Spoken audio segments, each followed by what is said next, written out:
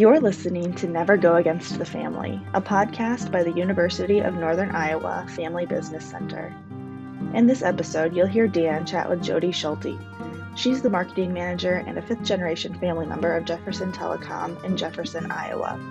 Together, they discuss Jody's experience finding her place in the family business, the pressures of succession, a board training program, and more. Keep listening to hear the conversation.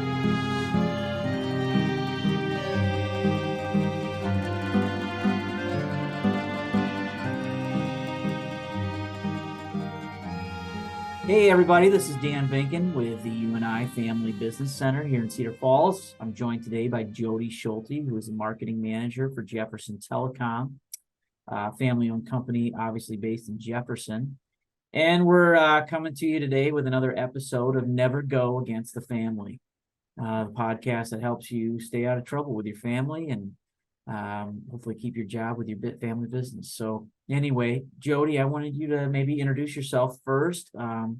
Give us a little background on your generation, because I know that you are a long-standing family business. I think you're maybe fourth or fifth gen within it. I'm not exactly sure, but if you could tell us a little bit about that.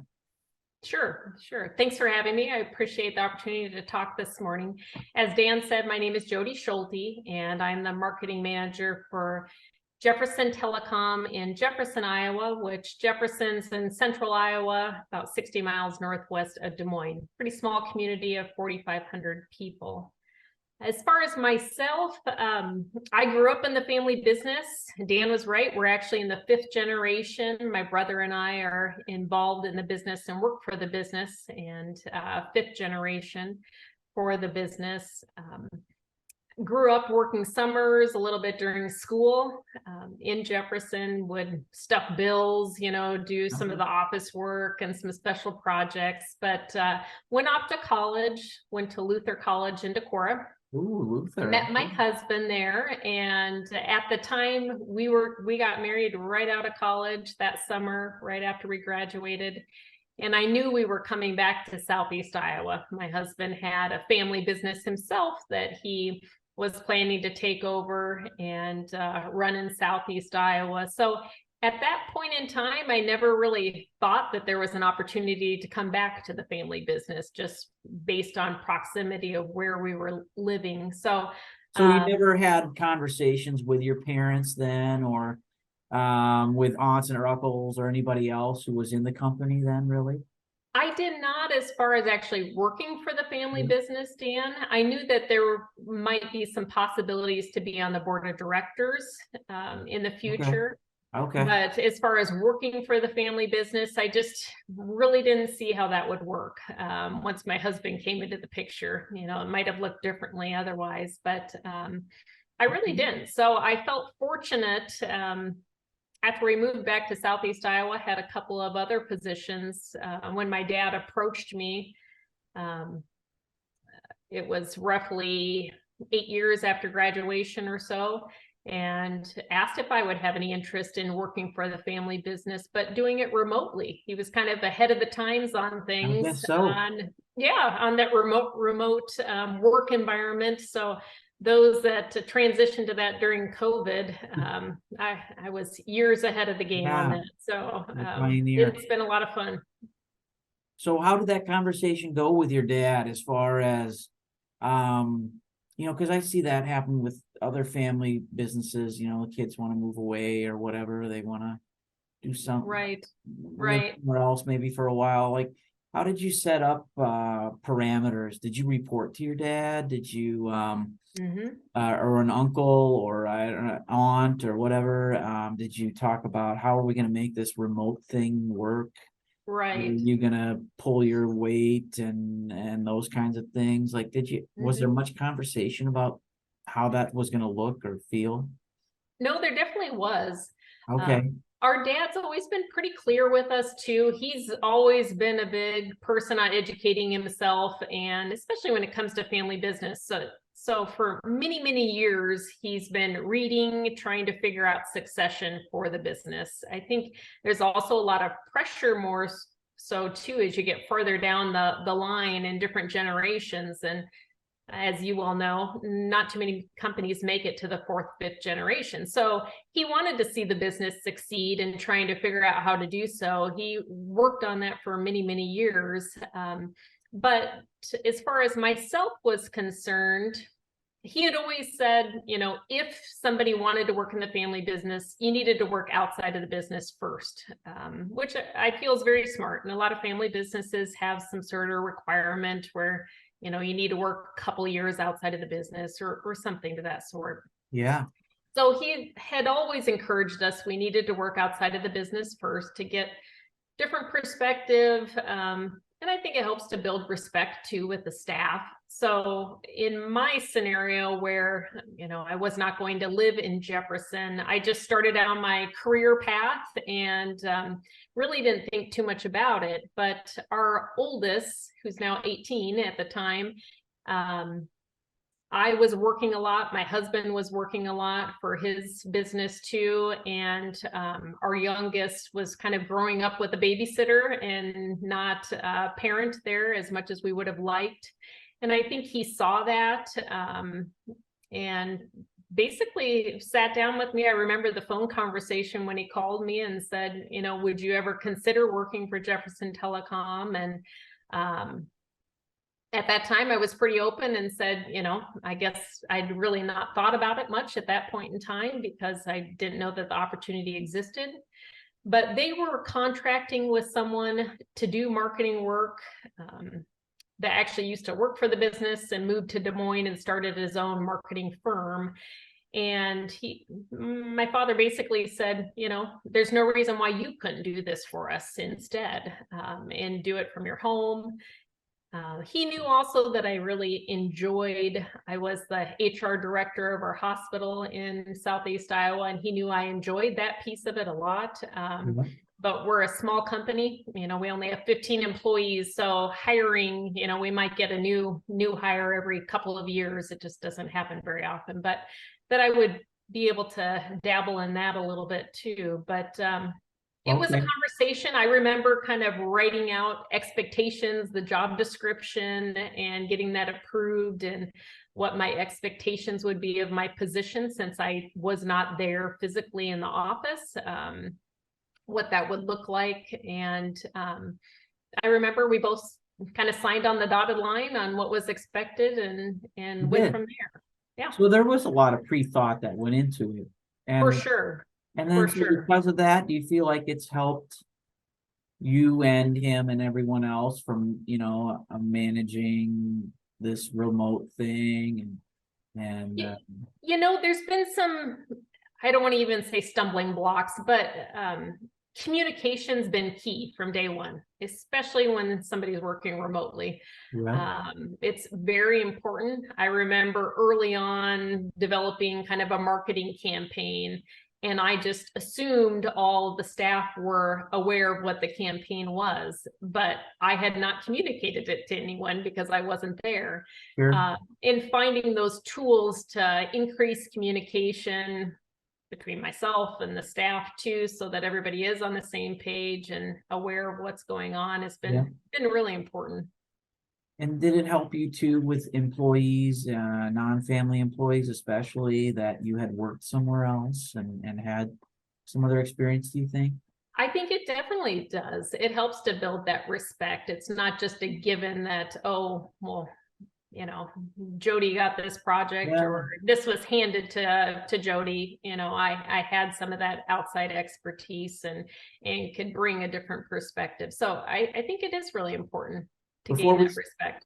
Okay, I agree. And I know before we started, you mentioned you have a senior in high school this year. Are there thoughts in his or her mind, or are there conversations?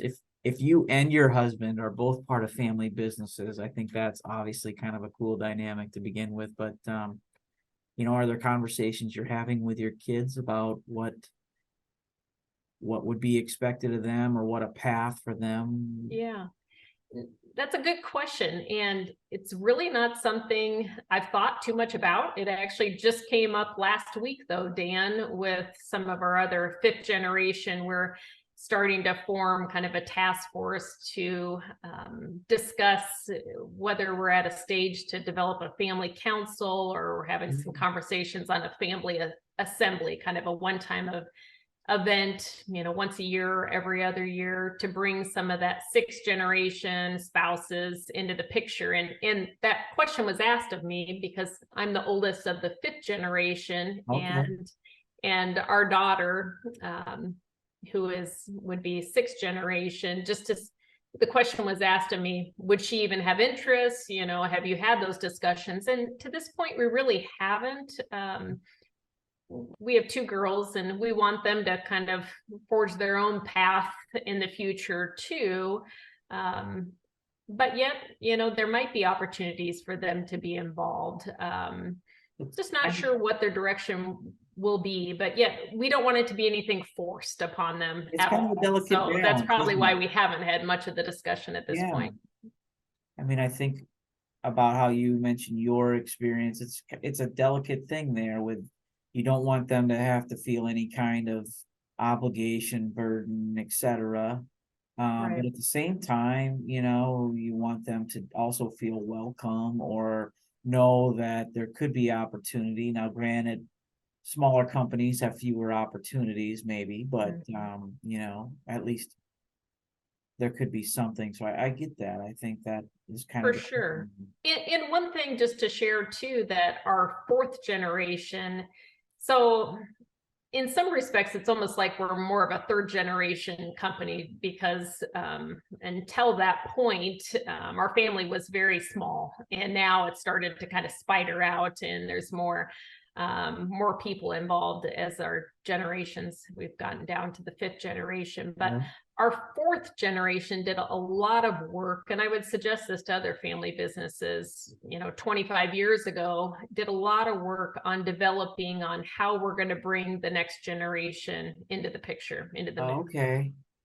So 25 years ago, they put together a plan and some documents. On one piece was a board and training program for our board of directors. And you had to be of a certain age, and it had to be done with college, was the way ours was set up. But it was basically an opportunity to go to board meetings once you qualify. You would not have a vote, obviously, but you would get to see how the board ran, conversations that were had, ask questions, and it was extremely valuable for us. I'm sure telecoms, like a lot of different businesses, there's a lot to learn, just even with all of our service lines. The amount of acronyms that there are in the business is ridiculous. But the board and training program was extremely valuable to bring along the next generation. That's really cool. I'm glad that you're mentioning that. I feel like that can be a great takeaway from our conversation here. So they're young, but they're not super young, right? Right. And they're getting exposed to some of the financial performance of the business, maybe some of the challenges, the issues facing you, the opportunities, the evaluation of those opportunities, and just being in listen only mode to some extent, but with the opportunity to ask questions. I think more families need to do that. They need to be getting their kids exposed earlier. I'm sure that was extremely helpful for you then, to kind of have that sense, right?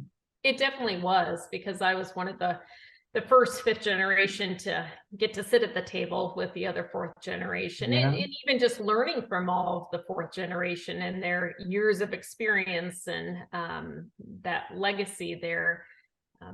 They've been in the trenches, two of them in the fourth generation actually worked in the business too, similar to my brother and I. The others did not, but it was a lot of that very, very valuable.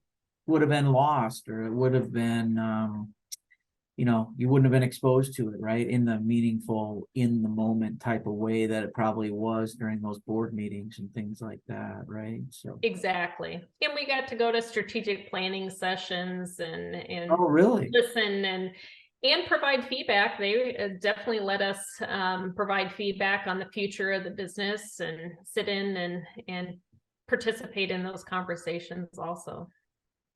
That's really cool. And so is your board, I'm assuming it's a all family board at this point or not? Well, so I work for Jefferson Telecom, and that is a family business. And then we also have another telecom business headquartered in Northwest Iowa with the service area in Iowa and Nebraska.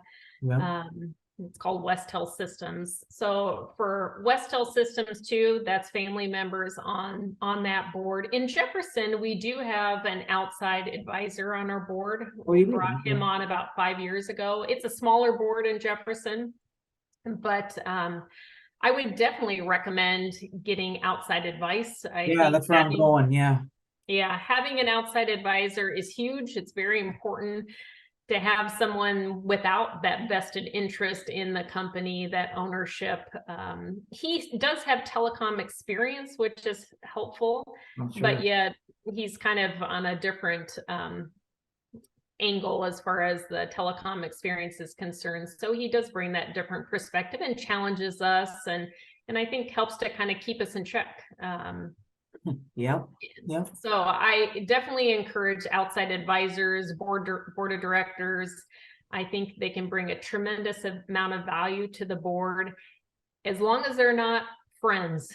I do see companies that do that from time to time, where they'll bring, their buddy, their good friend on the board to kind of gain another vote in their favor, but it really does not bring any value to you if that's all you're looking to gain. That's a great point too, outside and independent, that kind of a thing. I think this is really great. You shared some great things. I hope that other families can pull from this, Jody, as far as, being thoughtful and proactive with how you bring the next generation into the business, how you get them exposed to different situations and things. And this board of directors, we could talk about that forever, but I'm not going to make you do that. But appreciate your willingness to kind of share some of the, I would say, pioneering maybe things that your father and his generation put forth and brought into the company from a governance perspective that I'm assuming continues to kind of pay dividends for you guys now, right? So definitely, really cool. Definitely. Any other thoughts or things that you might want to pass on before we wrap up? Otherwise, I just want to thank you so much for being a part of this today. And you're welcome. I was glad to be asked, so happy to share. Fifth generation, you're kind of a 1%er from that standpoint, I would say. So that's maybe less than 1%, probably. Yeah. It's a pretty small percentage, so I'm very fortunate. Very fortunate. Really cool. Congratulations to you guys. Thank you. And, so again, my guest has been Jody Schulte, the marketing director for Jefferson Telecom, which is her family business, a fifth generation family company based in Jefferson, Iowa. And you've been listening to the Never Go Against the Family podcast here with the UNI Family Business Center.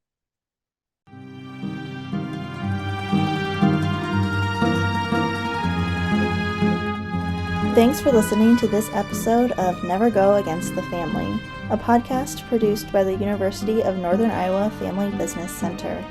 You can find more information about the center, membership, and upcoming events at unifamilybusinesscenter.com. As Vito Corleone advises, never go against the family.